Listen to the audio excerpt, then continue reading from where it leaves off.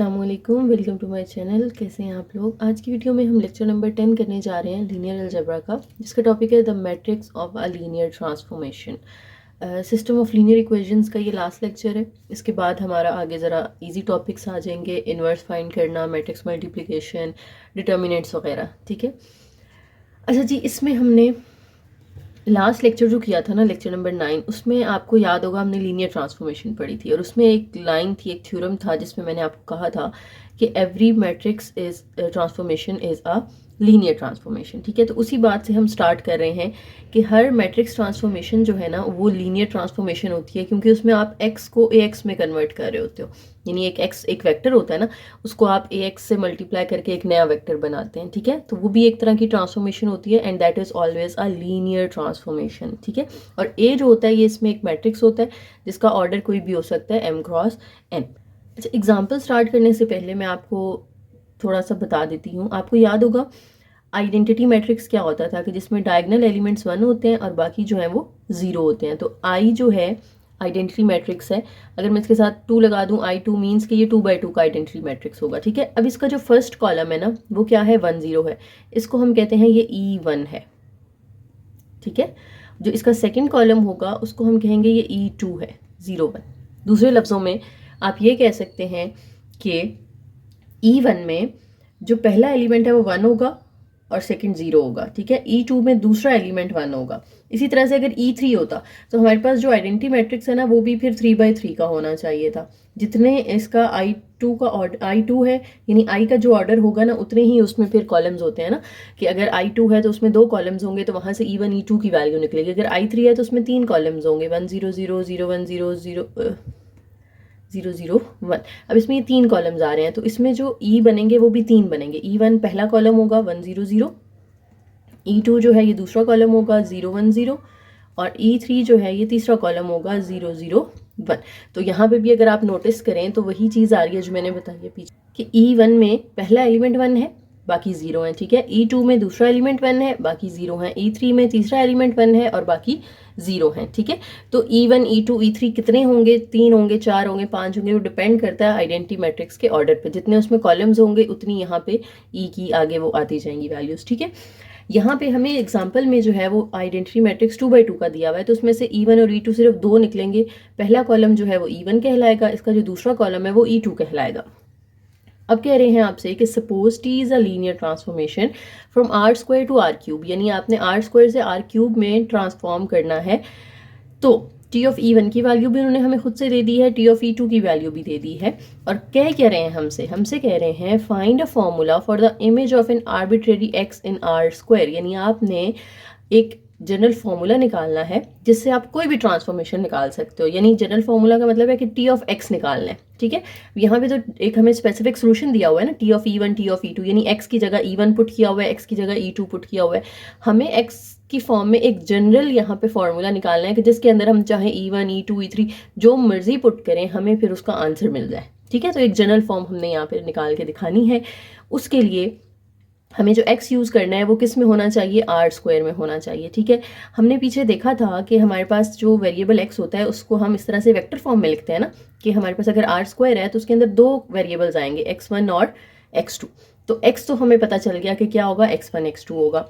अब अगर आप देखें तो इसको मैं अगर इसको लीनियर कॉम्बिनेशन बनाना चाहती हूँ तो मैं यूँ कर सकती हूँ कि x1 के साथ 0 x2 लगा दूँ और x2 के साथ 0 x1 लगा दूँ। कि अगर इसको मैंने लीनियर कॉम्बिनेशन बनाना है, आपको याद होगा हमने सेकंड लेक्चर में किया था कि एक वेक्टर को हम अगर मोर देन 1 वेक्टर्स के सम के तौर पे लिखना चाहते हैं तो हम क्या करते हैं, हम उसको फिर प्लस या माइनस करके 2 एलिमेंट्स लिख लेते हैं। अब यहाँ पे दूसरा एलिमेंट कोई नहीं था तो मैंने उसको 0 x2 कर दिया और इसके साथ 0 x1 कर दिया। अब मैं इसको स्प्लिट कर लेती हूँ कि x1 वाले अलग कर लूँ, x1 और 0 x1 ये दोनों अलग कर लिए, दोनों के दरमियान प्लस है, और x2 वाले अलग कर लें, 0 x2 और x2। अब इनमें से x1 कॉमन आ रहा है, जब x1 कॉमन लेंगे तो इसके साथ कुछ नहीं है तो 1 होगा ना, तो यहाँ 1 रह जाएगा और नीचे 0 रह जाएगा। यहाँ से आप x2 कॉमन निकाल लें तो ऊपर 0 रह जाएगा और नीचे 1 रह जाएगा। ठीक है, सॉरी आउट ऑफ कैमरा हो गया था, देखिए हमने x1 कॉमन लिया यहाँ से तो 1 0 रह गया, यहाँ से x2 कॉमन आप निकाल लेंगे तो 0 1 रह जाएगा। अब ये जो 1 0 है, ये 1 0 मैंने ऊपर बताया था आपको, 1 0 किसकी वैल्यू है, E1 की वैल्यू है, तो इसकी जगह आप E1 लिख दें। और x2 के साथ जो 0 1 है ये किसकी है, E2 की वैल्यू, यानी अगर पहला एलिमेंट 1 है तो ये E1 की वैल्यू हो जाएगी, दूसरे नंबर पे अगर 1 आ रहा है तो ये E2 की वैल्यू हो जाएगी। तो ये जो x था, इस x को मैंने इस तरह से एक लीनियर कॉम्बिनेशन की फॉर्म में लिख लिया, x1 E1 plus x2 E2। जब ये चीज़ आपके पास बन जाए, अब आपने इसके ऊपर जो है ना वो t अप्लाई कर देना है, यानी transformation t of x is equal to, इधर भी आ जाएगा t of x1 E1 plus t of x2 E2। अब t ऑफ x तो एज इट इज़, क्योंकि ये तो हमने फाइंड करना है ना। अब x1 क्योंकि यहाँ पे क्या है, ये कांस्टेंट है ना, हमें इसकी वैल्यू अभी नहीं पता, ठीक है। जो वेक्टर है वो e है, ई ये वेक्टर था जिसकी जगह पे हमने ये E1 किया था। तो ट्रांसफॉर्मेशन में हमने ये एक जनरल चीज़ पढ़ी हुई थी ना, टी ऑफ सी यू अगर हो तो सी बाहर आ जाता है और टी जो है वो यू के साथ अप्लाई हो जाता है। तो वही चीज़ आपने यहाँ पे करनी है, x1 को बाहर निकाल लें और टी ऑफ E1 आ जाएगा, प्लस x2 को बाहर निकाल लें तो टी ऑफ E2 आ जाएगा। अब आपने टी ऑफ E1 की वैल्यू पुट कर देनी है। टी ऑफ E1 हमें क्वेश्चन में उन्होंने दी हुई थी 5 - 7 2 plus x2 as it is, और टी ऑफ E2 की भी वैल्यू गिवन है वो पुट कर दें, -3 8 एंड 0। अब x1 को अंदर मल्टीप्लाई कर दें तो ये आ जाएगा 5x1 - 7x1 और 2x1, प्लस ये x2 को अंदर मल्टीप्लाई कर दें 8x2 और 0x2। अब ये दोनों ऐड हो रहे हैं तो ऐड करके ये 5x1 के साथ ये -3x2 आ जाएगा, -7x1 प्लस 8x2 आ जाएगा, 2x1 प्लस 0x2 आ जाएगा। तो ये जनरल फॉर्म या जनरल फार्मूला आप कह लें कि टी ऑफ एक्स का हमारे पास आ गया। अब इसमें x1 x2 की वैल्यूज़ जब पता होंगी आपको तो आप वहाँ पे पुट करते जाएंगे, आपके पास डिफरेंट ट्रांसफॉर्मेशंस आती जाएंगी। आप इसको चेक कर सकते हो। देखो मैं टी ऑफ E1 का आंसर निकाल के देखते हैं कि वही आता है जो उन्होंने हमें दिया हुआ था, तो इसका मतलब है हमारा आंसर ठीक है। टी ऑफ एक्स के अंदर E1 का क्या फॉर्मूला था, E1 का फॉर्मूला था 1 0, ये मैं सामने भी लिख देती हूँ। E1 ये था ना हमारा, जिसमें पहला एलिमेंट 1 है दूसरा 0 है, यानी x1 जो है वो 1 है और x2 की जगह पे आपने 0, क्योंकि x भी इसी फॉर्म में था ना, पहला एलिमेंट x1 होता है दूसरा x2 होता है, तो x1 की जगह पे 1 आ रहा है, x2 की जगह पे 0 आ रहा है। तो यहाँ जहाँ जहाँ x1 है वहाँ 1 पुट कर दें और जहाँ जहाँ x2 आ रहा है वहाँ आप क्या पुट कर दें, 0। तो यहाँ 1 और यहाँ 0 पुट करें तो 5 आ जाएगा ऊपर। यहाँ -7 के साथ 1 और 8 के साथ 0 मल्टीप्लाई करें तो ये -7 आ जाएगा, 2 के साथ 1 और 0 के साथ 0 मल्टीप्लाई करें तो ये 2 आ जाएगा। तो देखें टी ऑफ एक्स के अंदर मैंने क्या पुट कर दिया, E1 पुट कर दिया, तो ये टी ऑफ E1 का वही आंसर आ रहा है जो उन्होंने हमें सवाल में दिया हुआ था। आप टी ऑफ E2 का भी इसी तरीके से पुट करके चेक कर सकते हैं, ठीक है। अच्छा जी, थ्योरम है नेक्स्ट हमारे पास। Let T is a transformation from Rn to Rm be a linear transformation, then there exists a unique matrix A such that T of x is equal to Ax for all x in R par n। कि यहाँ पे जो matrix A होगा ना ये हमेशा unique होगा, ये चेंज नहीं हो सकता, ठीक है। कि जब आप लीनियर ट्रांसफॉर्मेशन के अंदर एक ही चीज़ बना रहे होते हो ना, T of x is equal to Ax, तो इस Ax में x तो वेक्टर चेंज होता रहता है आपका, x की वैल्यूज़ डिफरेंट हो सकती हैं, लेकिन जो A है इट इज़ यूनिक मैट्रिक्स, ये सेम रहेगा, कांस्टेंट रहेगा, ये बार बार एक ही एग्जांपल में बार बार चेंज नहीं होगा। अच्छा, अब अगर आपको A फाइंड करने के लिए आ जाए, यानी A आपको दिया हुआ नहीं है और आपको A फाइंड करना है, ठीक है, तो A जो है उसकी जनरल फॉर्म या आप उसको कह सकते हैं स्टैंडर्ड मैट्रिक्स। तो वो स्टैंडर्ड मैट्रिक्स कैसे निकालते हैं, देखें उसका फॉर्मूला होता है T ऑफ E1, ये पहला कॉलम होगा, टी ऑफ E2 के जो आंसर्स होंगे ये दूसरा कॉलम होगा। जितने यहाँ पे आइडेंटिटी मैट्रिक्स के अंदर कॉलम होंगे ना, यानी E1 E2 E3, उतनी यहाँ पे T of E1 T of E2 T of E3 up to T of En, ठीक है। इस तरह से चलते जाएंगे हम, और कहाँ तक जाना है आपने, T ऑफ En तक जाना है। तो ये सारे कॉलम्स अगर आप इस तरह से मिला के लिख देंगे तो आपके पास स्टैंडर्ड मैट्रिक्स A आ जाता है। जैसे पिछली एग्जाम्पल में अगर आपको A फाइंड करना है तो आप कैसे फाइंड करेंगे, क्या हमने पढ़ा है, A फाइंड करने का क्या फॉर्मूला है, टी ऑफ E1 पहले कॉलम में आ जाएगा और टी ऑफ E2 दूसरे कॉलम में, क्योंकि यहाँ पे सिर्फ 2 ही थे ना, E1 था और E2 था, अगर 2 हैं तो इसके 2 ही कॉलम बनेंगे सिर्फ। अब टी ऑफ E1 क्या निकला है हमारा, टी ऑफ E1 था 5 - 7 2, ये हमने इधर निकाल के भी देखा था, ये पहला कॉलम बना दें, और टी ऑफ E2 का जो आंसर है ये -3 8 और 0, ये आप दूसरा कॉलम बना दें इस तरीके से।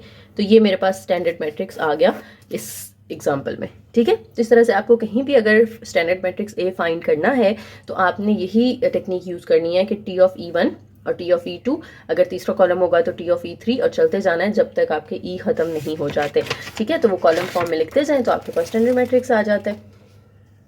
छोटा सा प्रूव है यहाँ पे।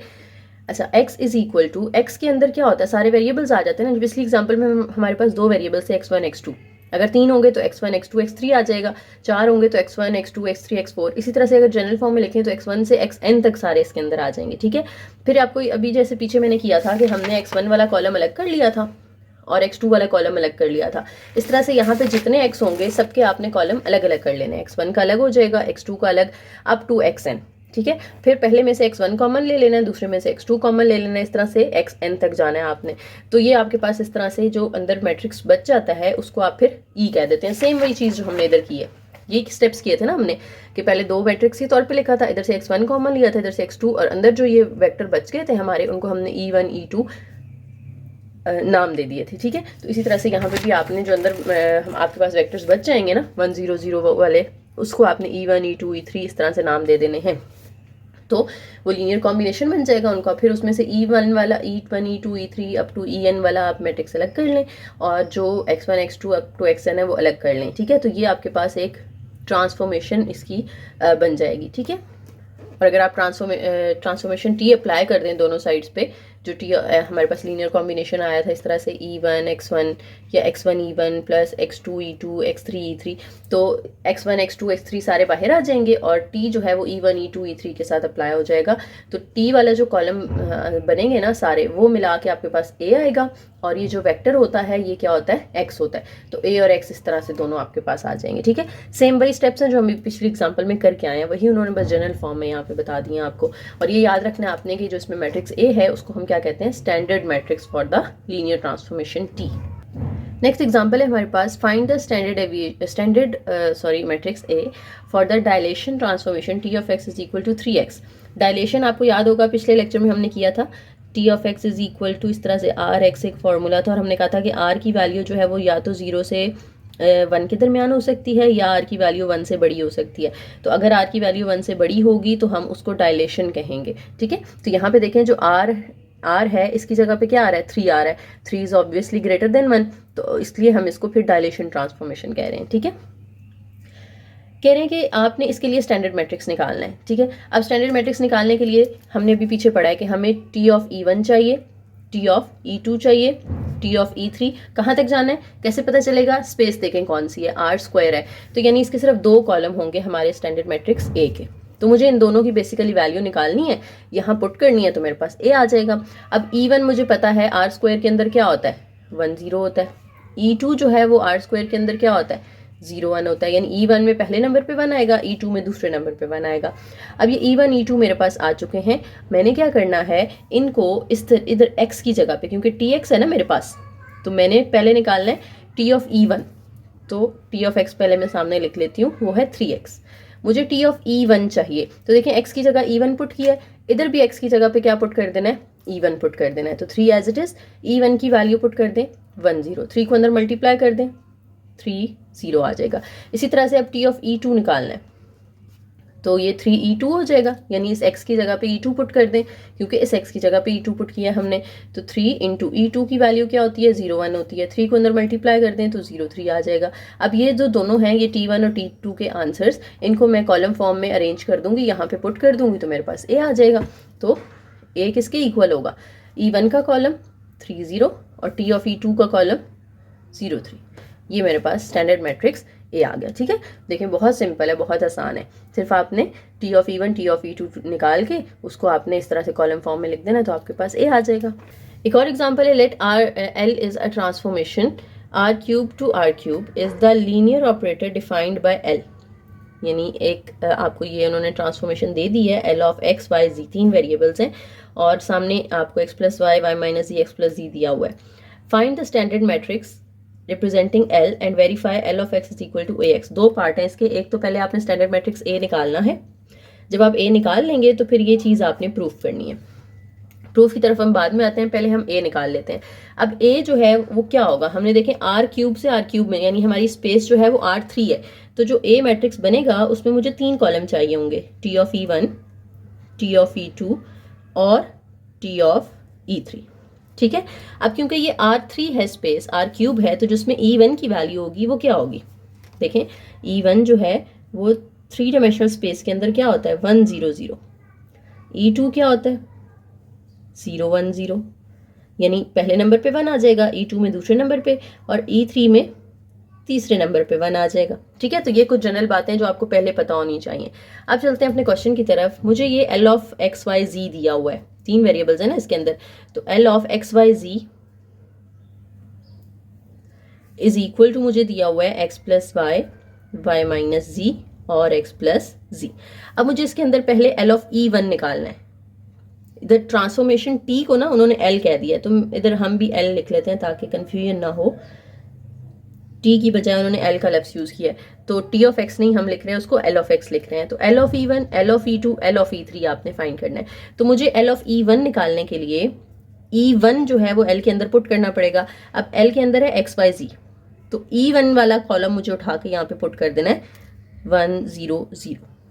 ठीक है, ये बेसिकली मैं L ऑफ E1 निकाल रही हूँ, यानी x की जगह 1 पुट किया है, y और z की जगह पे 0, तो सामने भी आपने जहां x है वहां 1 पुट कर दें, y की जगह 0, नीचे y की जगह 0, z की जगह भी 0, फिर x की जगह 1 और z की जगह पे 0, यानी जहां x है वहां 1 लिख दो। तो दो जगह पे x था, मैंने दोनों 1 कर दिए। y और z 0 है, तो जहां जहां y और z हैं वो आपने सारे 0 कर दिए, तो इसका आंसर क्या आएगा 1 0 1 आ गया। इसी तरह से L ऑफ E2 निकालना है मैंने। L ऑफ E2 में मुझे L के अंदर E2 वाला कॉलम पुट कर देना है। E2 क्या था 0 1 0, यानी मैंने x की जगह 0 पुट किया है, y की जगह 1 पुट किया है, और जो z है उसकी जगह भी 0 पुट किया है। तो सामने भी आपने यही काम कर देना है कि x और z की जगह 0 कर देना आपने, और जो y है उसकी जगह 1 कर देना है। तो इसी तरीके से पुट करके जो उसका आंसर आएगा ना वो आएगा 1 1 0। सेम इसी तरीके से आपने L ऑफ E3 निकाल लेना है, वो आएगा 0 -1 1। अब मुझे स्टैंडर्ड मैट्रिक्स निकालना है अपना A, तो क्या था उसका तरीका T ऑफ E1, लेकिन यहाँ पे हम T को L कह रहे हैं ना, तो L of E1, L of E2 और L ऑफ E3, ये तीनों के आंसर्स मैंने लिख देने हैं, तो मेरे पास A आ जाएगा। L ऑफ E1 का आंसर मैंने अभी ये देखें ऊपर निकाला था 1 0 1 1 0 1, वो पुट कर दें। L ऑफ E2 का आंसर हमने निकाला है 1 1 0, और L ऑफ E3 का आंसर निकाला है हमने 0 -1 1। ये मेरे पास स्टैंडर्ड मैट्रिक्स A आ गया। अब दूसरी चीज़ उन्होंने हमें कहा था प्रूव करें कि जो AX है वो equal to L of X है, तो AX फाइंड कर लेते हैं और देखते हैं आंसर L ऑफ X के इक्वल आता है या नहीं। L ऑफ X का देखिए ऊपर आंसर दिया हुआ है ना आपको उन्होंने, ये इसके इक्वल आना चाहिए।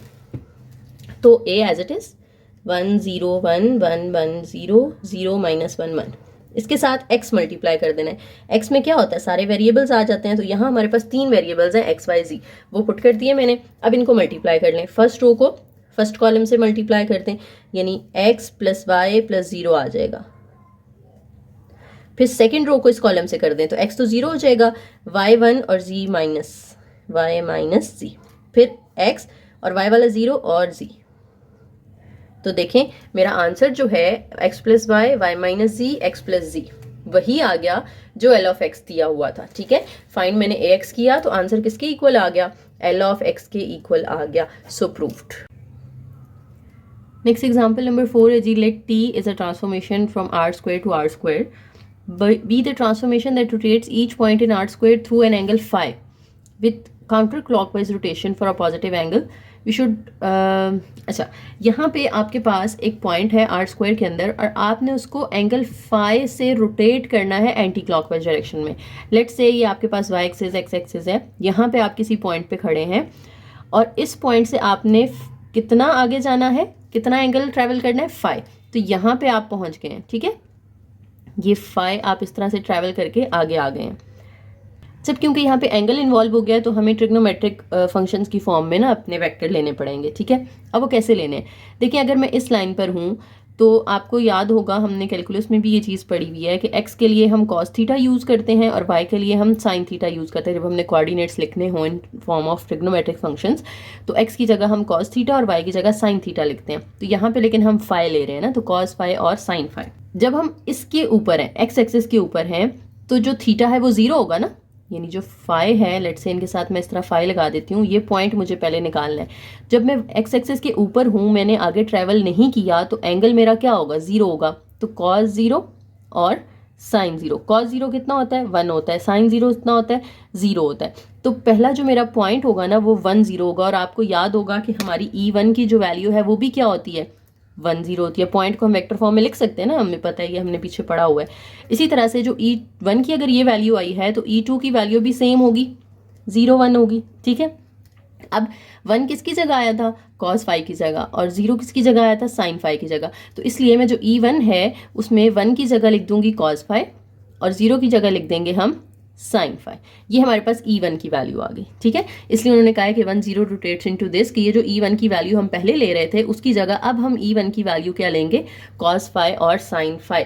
क्यों? क्योंकि हम एंगल इन्वॉल्व हो गया यहाँ पे, तो हम ट्रिग्नोमेट्रिक फंक्शंस की फॉर्म में अपनी वैल्यूज लेंगे, ठीक है। इसी तरह से जो 0 1 है वो किसके इक्वल आ जाएगा, वो माइनस साइन फाई और कॉस फाई। ऐसा क्यों है? क्योंकि देखें 1 जो है उसकी जगह पे मैंने लिखा था ना कॉस फाई, तो E2 में भी जो 1 है उसकी जगह आपने कॉस फाई लिख देना है, और 0 की जगह पे हमने साइन फाई लिखा था, तो इधर भी 0 की जगह पे आपने साइन फाई लिख दे। पहला जो हमारा पॉइंट है वो 1 0 आया था ना, यानी हम अगर इस पॉइंट पर हैं तो यहाँ x के अलॉन्ग हमने ट्रैवल किया है 1 पॉइंट, और y के अलॉन्ग हमने कोई ट्रैवल नहीं किया, इसलिए वहां पे 0 था। अब उससे फाई एंगल आगे मैंने ट्रैवल किया था, ठीक है। अच्छा, अब जो दूसरा पॉइंट है वो क्या है, वो 0 1 है। तो 0 1 कहाँ आएगा, x 0 और y 1 यहाँ होता है ना, ये y एक्सिस है, इसके ऊपर यहाँ 1 आएगा और x 0 है, तो ये मेरा पॉइंट होगा 1 0। और इससे अगर मैं फाई एंगल आगे, क्योंकि हमने एंगल फाई आगे जो है वो मूव करना है, रोटेट करना है, तो मैं इस क्वाड्रेंट में आ जाऊंगी, सेकेंड क्वाड्रेंट में। और हम फाइंड क्या करना चाह रहे थे, हम स्टैंडर्ड मैट्रिक्स अपना फाइंड करना चाह रहे थे। स्टैंडर्ड मैट्रिक्स में क्या होता है हमारे पास, यहाँ पे पहले E1 वाला कॉलम आ जाता है, फिर E2 वाला कॉलम आ जाता है। तो E1 में हमारे पास वैल्यूज आई थी cos फाई sin फाई, और E2 में आई थी sin फाई cos फाई, ठीक है। अब जब रोटेट करके हम मतलब देखें ना, आप अगर यहाँ पर हैं, ये डायग्राम में देख लें, अब यहाँ पर हैं, जब आप आगे जा रहे हैं इट मीन्स आप इसी का रिफ्लेक्शन देख रहे हैं आगे, ठीक है। अबव एक्स एक्सिस हमने पीछे पढ़ा था कि ये वाई एक्सिस है, वाई एक्सिस के अलॉन्ग जब 2 पॉइंट्स का रिफ्लेक्शन होता है तो वो कैसे होता है कि अगर इधर एक्स वाई है तो इधर वो क्या हो जाता है माइनस एक्स वाई हो जाता है। सेकंड क्वाड्रेंट में एक्स नेगेटिव होता है ना, ठीक है। तो यहाँ पे जब हम E1 वाला कॉलम लिख रहे हैं तो हम एक्स वाई दोनों पॉजिटिव ले रहे हैं, लेकिन जब हम E2 वाला कॉलम लिखेंगे तो उसमें हम एक्स का साइन जो है वो चेंज कर देना है, उसको नेगेटिव कर देना आपने। इसलिए हमने जब E2 लिखना है तो उसके अंदर हमने minus sine phi cos phi लिखना है, ठीक है, कि y वाला तो सेम रहेगा, इधर कॉज है तो इधर पॉजिटिव है तो इधर भी पॉजिटिव रहेगा, लेकिन x का साइन क्या हो जाता था, चेंज हो जाता था। इसलिए हमने यहाँ पे जो x वाला कोऑर्डिनेट है उसका साइन चेंज कर दिया। नेक्स्ट एग्जांपल है जी, example number 5। Reflection with respect to the x axis of a vector u in r square is defined by the linear operator lu, और ये आपको एक लीनियर ट्रांसफॉर्मेशन दे दी गई है। आपने क्या करना है कि यहाँ से आपने बेसिकली अपना मैट्रिक्स जो है स्टैंडर्ड मैट्रिक्स ए वो निकालना है, ठीक है। तो ए के लिए मुझे क्या चाहिए, मुझे ए निकालने के लिए इसी तरह से L ऑफ E1 चाहिए और L ऑफ E2। वैसे तो हम उसको T of E1 T of E2 कहते थे, लेकिन यहाँ पे उन्होंने T की जगह पे L लिख दिया है, तो हम भी L of E1 L of E2 use कर लेते हैं। E1 E2 की वैल्यू सब आपको याद हो गई होंगी। अब जो L ऑफ U दिया हुआ है इसमें U की जगह पहले E1 पुट कर दें तो L ऑफ E1 का आंसर आ जाएगा। तो हम L ऑफ E1 पहले निकाल लेते हैं। देखें L ऑफ U का आंसर क्या है, ये तो L ऑफ A1 A2 है ना, कि यहाँ पे आप 1 और यहाँ पे 0 पुट कर दें। तो जब 1 और 0 आप पुट करेंगे A1 A2 की जगह, तो A1 जो है वो 1 आ गया और A2 के साथ माइनस है, यानी -0। तो 0 के साथ तो माइनस ना भी लगाएं तो कोई फर्क नहीं पड़ता, तो ये L ऑफ E1 आ गया। इसी तरह से जब आपने L ऑफ E2 निकालना है तो आपने U की जगह E2 पुट कर देना, यानी यहाँ पे E2 वाला वेक्टर आ जाएगा 0 1, ठीक है। तो जो A1 है 0 वो तो 0 रहेगा, और A2 की जगह आपने 1 पुट किया होगा और वो इक्वल है -A2 के, यानी -1 आ जाएगा यहाँ पर। तो L ऑफ E2 की वैल्यू आ गई। अब इन दोनों को आप जो है इस तरह से कॉलम फॉर्म में लिखते हैं तो आपके पास स्टैंडर्ड मैट्रिक्स ए आ जाएगा। L ऑफ E1 का आंसर 1 0 मिला है मुझे, L ऑफ E2 का आंसर मिला है मुझे 0 -1, ठीक है। तो ये मेरे पास मैट्रिक्स ए आ गया। और इसमें भी आप प्रूव कर सकते हैं, जैसे पीछे हमने AX प्रूफ किया था ना, आप यहाँ पे AU लेके प्रूफ कर सकते हैं कि आपका आंसर यही आएगा जो हमारा इसका आया था, ठीक है। A की जगह पे आप उसकी वैल्यू पुट करें और U की जगह, बेसिकली ये X का काम कर रहा है। X के अंदर हम क्या करते थे, हम वेरिएबल्स लिखते थे ना, U के अंदर भी वेरिएबल्स आएंगे। तो यहाँ पे हमारे 2 वेरिएबल्स थे A1 और A2, वो मैंने यहाँ पुट कर दिया। अब आप इन दोनों को मल्टीप्लाई करें, फर्स्ट रो को इस कॉलम से मल्टीप्लाई करें तो A1 + 0 आ जाएगा, ज़ीरो लिखने की ज़रूरत नहीं है। इसको आप इससे करें मल्टीप्लाई तो 0 माइनस A2 आ जाएगा। तो देखें वही आंसर आ रहा है जो हमारा L ऑफ U का आंसर दिया हुआ था। तो AU किसके इक्वल आ गई? L ऑफ U के। ठीक है, तो सेम काम था जो हमने पिछली से पिछली एग्जाम्पल में किया, एग्जाम्पल नंबर 3 के अंदर। नीचे उन्होंने अब कुछ पॉइंट्स दे दिए हैं आपको, ये आप खुद ट्राई कर सकते हैं। वैसे एक दो मैं चले करवा देती हूँ। आपसे कह रहे हैं कि आपके पास 3 पॉइंट्स हैं, ठीक है, और ये तीनों मिलकर एक ट्राइंगल बनाते हैं। ये ट्राइंगल के बेसिकली वर्टिसेस दिए हुए हैं। तो जो पहला है उसको आप एक वेक्टर U1 का नाम दे दें, दूसरे को आप U2 का नाम दे दें और तीसरे को आप U3 का नाम दे दें। आप चाहें तो उसको UVW, आपकी अपनी मर्जी है ना, जो भी वेक्टर्स को आप नाम देना चाहते हैं आप दे लें। ठीक है, इनसे अगर आपने अपना वो निकालना है, L ऑफ U का आंसर निकालना है, तो वो आप कैसे निकालेंगे? पहले आप L ऑफ U1 निकालेंगे, फिर आप L ऑफ U2 निकालेंगे, फिर आप L ऑफ U3 निकालेंगे। ठीक है, अब L ऑफ U1 का मतलब है कि L के अंदर ये U की वैल्यू पुट कर देनी है आपने। ठीक है, तो L हमारे पास क्या था? हमारे पास जो L दिया हुआ है वो है A1 A2। ठीक है, L ऑफ A1 A2 यानी A1 A2 की जगह आपने U1 पुट कर देना है। तो U1 क्या है हमारे पास? -1 4 है। तो जब आप इसको पुट करेंगे तो L किसके इक्वल था? A1 और -A2 के ना, यानी A1 तो सेम रहेगा और A2 के साथ माइनस आ जाएगा, तो -1 -4 इसका आंसर आ गया। इसी तरह से U2 आपने पुट कर देना है, यानी जहाँ A1 है और A2 है यहाँ पे आप U2 की वैल्यूज पुट कर दें तो वो 3 -1 आ जाएगा आंसर, और इसका 2 -6 आ जाएगा। ठीक है, ये देख लें कि फर्स्ट वाला सेम रहता है और सेकंड वाले के साइन आपने चेंज कर दिया according to the given formula. तो आपके पास ये 3 पॉइंट्स आ गए। इनको आप इस तरह से पॉइंट फॉर्म में लिख दें। पहला -1 -4 है, दूसरा 3 -1 है, तीसरा 2 -6 है। अब ये तीनों जो पॉइंट्स हैं ये क्या है? बेसिकली ये ट्रांसफॉर्मेशन है ना इन तीनों पॉइंट्स की। ट्रांसफॉर्मेशन को हम दूसरे लफ्जों में इमेज भी कहते हैं। तो इन तीनों से जो ट्राइंगल बन रही थी उनका इमेज जो है हमारे पास वो क्या आ गया है? ये 3 पॉइंट्स आ गए हैं। नेक्स्ट है जी existence and uniqueness of a solution of T of x is equal to P। कि आप जब सोल्यूशन निकालते हैं तो वो यूनिक सोल्यूशन होता है। ये आगे हम कुछ चीज़ें पढ़ने जा रहे हैं। इसमें हमें फंक्शन की डेफिनेशन रिकॉल करनी पड़ेगी। अब mapping T Rn to Rm यानी ट्रांसफॉर्मेशन है Rn से Rm में is said to be onto Rm if each b in Rm is the image of at least 1x in Rn। असल में onto function discrete math के अंदर ये चीज़ आपने पढ़ी होगी कि अगर आपके पास एक फंक्शन है, एक दूसरा फंक्शन है, लेट्स से ए, इसको हम ए का नाम दे देते हैं, इसको बी का नाम दे देते हैं। इसमें हमारे पास कुछ नंबर्स हैं, let's say x1 x2 x3, और इधर भी कुछ नंबर्स हैं b1 b2 and b3 and so on. ठीक है, अब वो ये कहना चाह रहे हैं कि ये आप a को Rm कंसिडर करें और b को आप Rm, सॉरी ये n और ये m, आप Rn से m में जा रहे हैं ना, तो पहले वाले को n और दूसरे को m कह दें। अब इसमें आप x1 को ट्रांसफॉर्मेशन में पुट करें तो लेट्स से आपका आंसर b1 आ जाता है। ठीक है, x2 को पुट करें तो आपका आंसर जो है वो b2 आ जाता है। x3 को पुट करें तो लेट्स से फिर आप कहते हैं कि हाँ जी b2 आंसर आ जाता है। यानी अब b में Rm में जितने भी यहाँ पे b मौजूद थे सब किसी ना किसी का इमेज है। यानी लेट्स से यहाँ पे b3 होता और b3 किसी का इमेज नहीं है, यानी एरो मैंने b3 की तरफ नहीं लेकर गई, तो ऐसे केस में हम कहते हैं कि वो ऑन टू नहीं है। लेकिन यहाँ पे हमारे पास जितने भी थे वो सब किसी ना किसी का इमेज हैं, तो हम कहेंगे कि ये जो Rm है इट इज ऑन टू, या transformation is onto onto Rm। ठीक है, T is onto R पर M।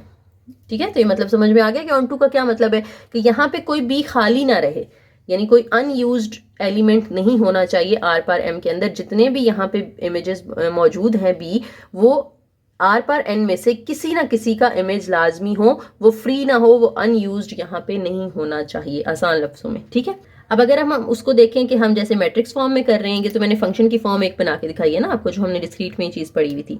फंक्शन की फॉर्म में क्या होगा कि अगर जो मैपिंग है T हमारी, उसका सोल्यूशन अगर एग्जिस्ट करता है तो वो ऑन टू होगी, और अगर उसका कोई सोल्यूशन एग्जिस्ट नहीं करता, यानी जो T of x is equal to B है, if it has no solution then it is not onto, और अगर इसका सोल्यूशन एग्जिस्ट करता है तो वो ऑन टू होगी। यही बात ऊपर भी बता चुके हैं कि R पर M में जितने भी मौजूद हैं सबका एटलीस्ट वन सोल्यूशन जो है वो लाजमी एग्जिस्ट करता हो। ठीक है, नेक्स्ट एक और डेफिनेशन है जी, इसमें 1 to 1 की डेफिनेशन आ गई है। अ mapping T Rn to Rm is said to be 1 to 1। 1 to 1 कब होगी? अगर 1 to 1 बेसिक पहले देख लेते हैं 1 to 1 का क्या मतलब होता था। लेट्स से ये A और ये B है, इसको हम Rn और इसको हम आर एम कह रहे हैं कि हम आर एन से आर एम में जाना चाह रहे हैं। तो आर एन के अंदर कुछ हमारे पास यहाँ पे एंट्रीज होंगी, let's say x1 x2 x3, और आर एम के अंदर भी होंगी b1 b2 b3। अब x1 जो है उसका इमेज b1 है, लेट्स से x2 का b2 है, और x3 का जो है वो b3 है। तो अब देखें जितने भी यहाँ पर इमेजेस थे सब आगे हैं। लेट्स से यहाँ पे b4 भी होता। अब b4 हालांकि किसी का इमेज नहीं है, लेकिन जो b1 b2 b3 है ये सिर्फ एक ही उसका इमेज है, यानी ऊपर वाले में देखें ना b2 जो है वो 2x का इमेज था।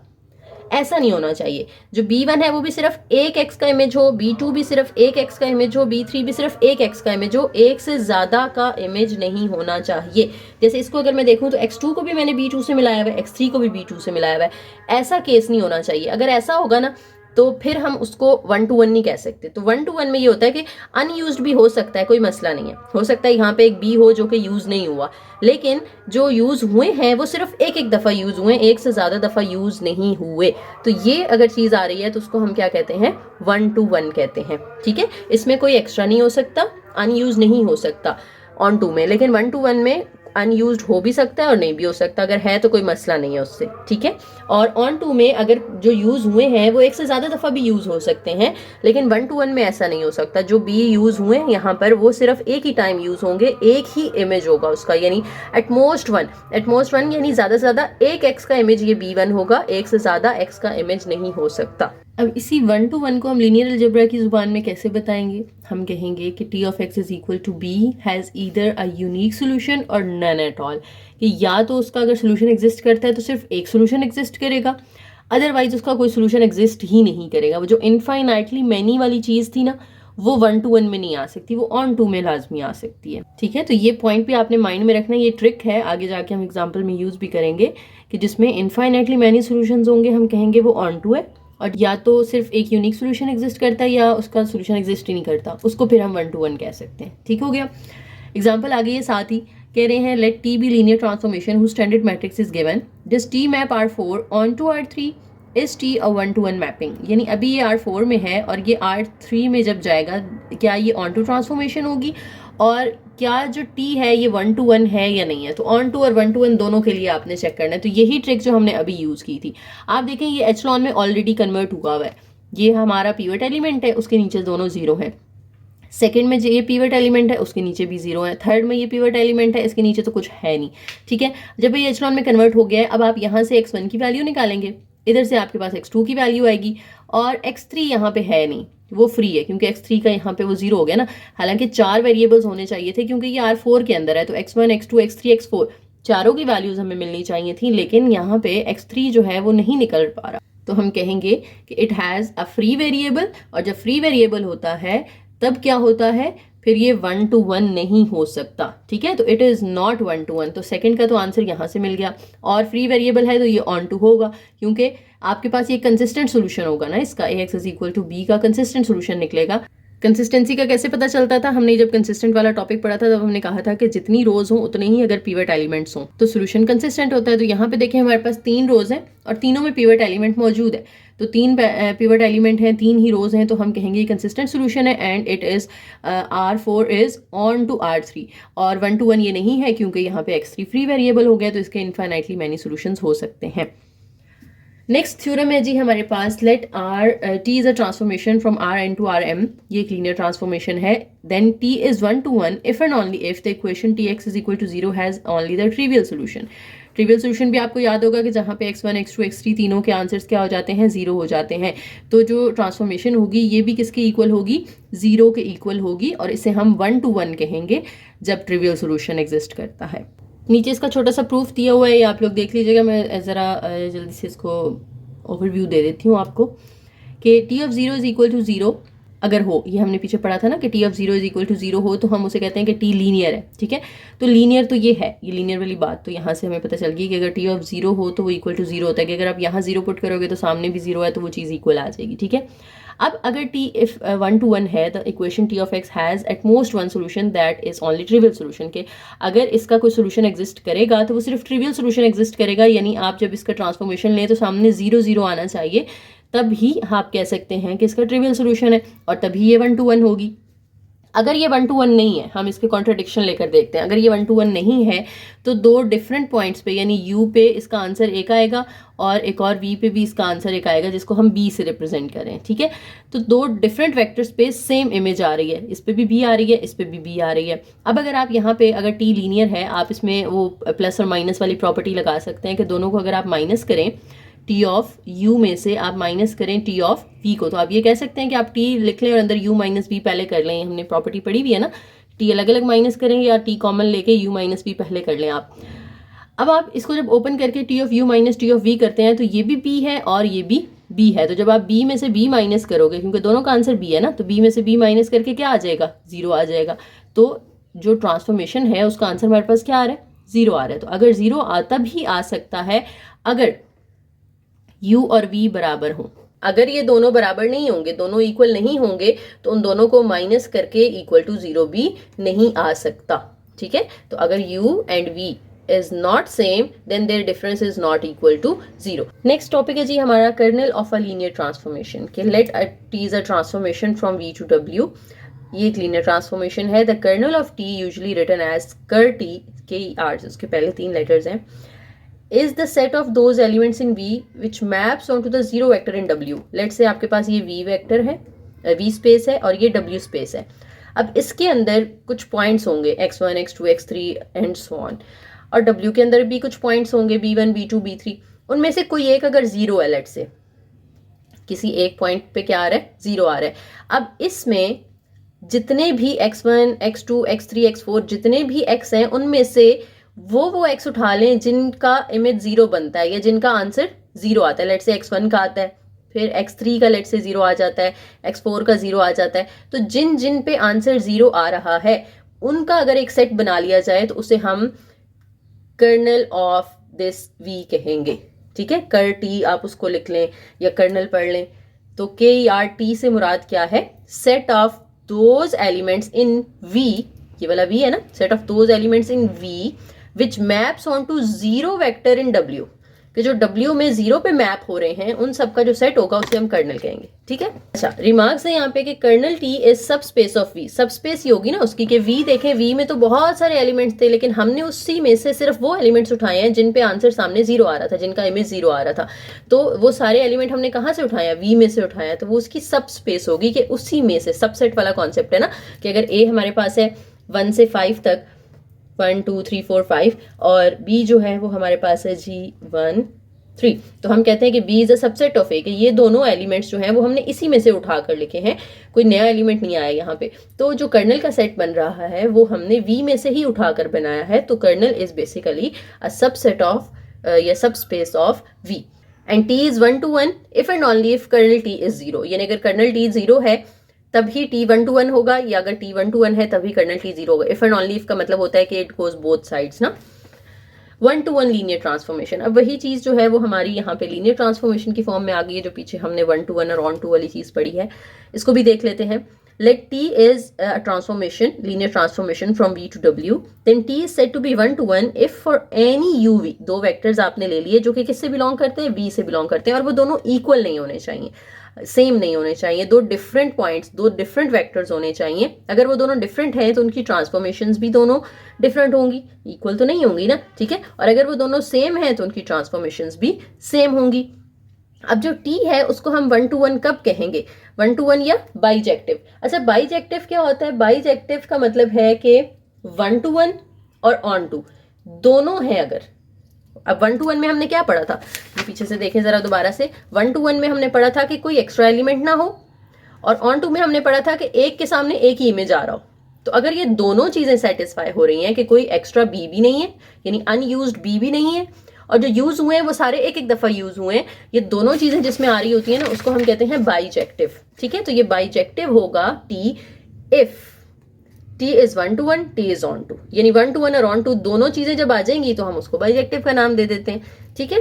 एक और थ्योरम है यहाँ पे, लेट T यानी जो ट्रांसफॉर्मेशन है, linear transformation from Rn to Rm, and let A be the standard matrix of T, then T maps Rn on to Rm if and only if column of A spans Rm, यानी column of A जो है वो अगर span Rm कर रहे हैं तो हम कहेंगे कि ये ऑन टू है, और अगर columns of A linearly independent हैं तो वो 1 to 1 है। अब स्पैन करते हैं या नहीं ये भी हम पीछे पढ़ चुके हैं लेक्चर के अंदर, वो कैसे फाइंड करना होता है हमने, और लीनियरली इंडिपेंडेंट हैं तो वो भी कैसे फाइंड करना होता है, ये भी आगे एग्जांपल आएगी तो इन दोनों चीजें दोबारा भी एक्सप्लेन कर दूंगी। ठीक है, प्रूफ है, देख लीजिए कि 2 पॉइंट्स हैं, दोनों को उन्होंने प्रूफ कर दिया है, ए को बी और बी को बी। कहते हैं column of A span R M if and only if each B is in the equation X is equal to B is consistent.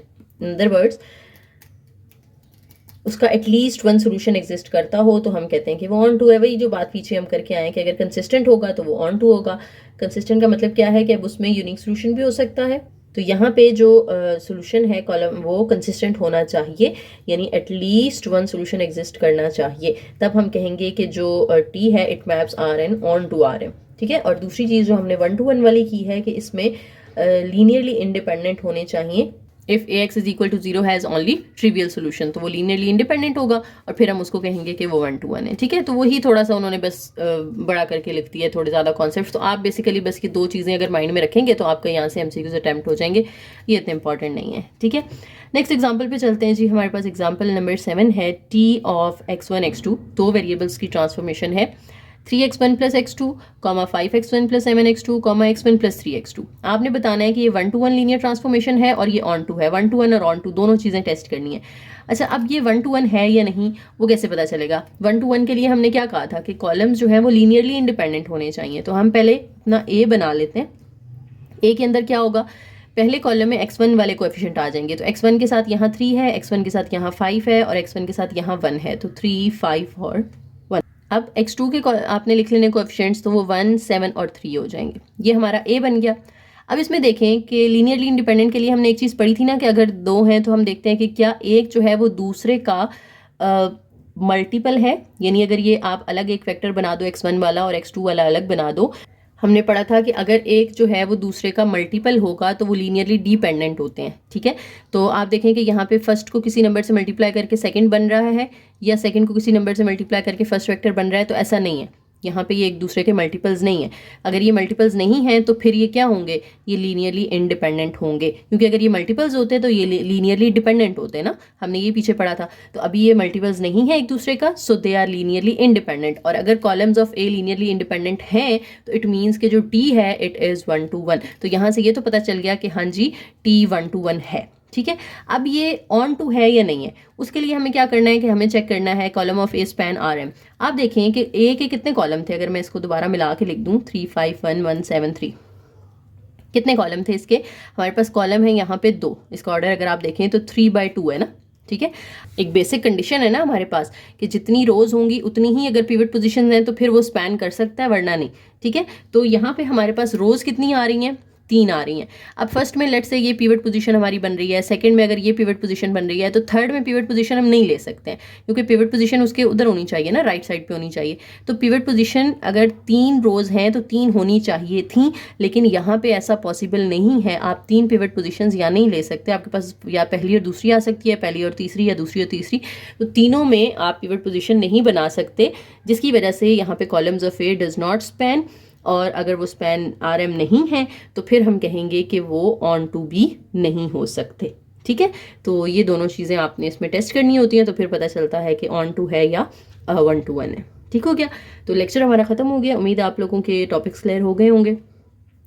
थोड़े से इसमें कॉम्प्लिकेटेड थे, बहुत सारे टॉपिक्स थे, तो थोड़ा थोड़ा कॉन्सेप्ट आपने सीक्वेंस वाइज अगर पूरा लेक्चर ध्यान से सुना है तो इंशाल्लाह समझ आ गई होगी, और मज़ीद रिवीजन में चीज़ें जो है वो फिर क्लियर हो जाती हैं। तो दोबारा इस लेक्चर को ले लेना है आपने, ताकि मज़ीद इसमें जो है ना अगर कोई कन्फ्यूजन्स रह गई हैं तो वो भी आपकी क्लियर हो जाए। ठीक है, बाकी ये जो हमारा सिस्टम ऑफ लीनियर इक्वेशंस था इसका ये लास्ट चैप्टर था। अब कल से हम इंशाल्लाह नया अपना एक टॉपिक मल्टीप्लिकेशन का शुरू करेंगे। तो यहाँ पे अगर कोई क्वेश्चन है तो आप लोग कमेंट सेक्शन में पूछ सकते हैं। वीडियो पसंद आई हो तो लाइक करें, शेयर करें, चैनल को ज़रूर सब्सक्राइब कीजिएगा। थैंक यू, अल्लाह हाफिज़।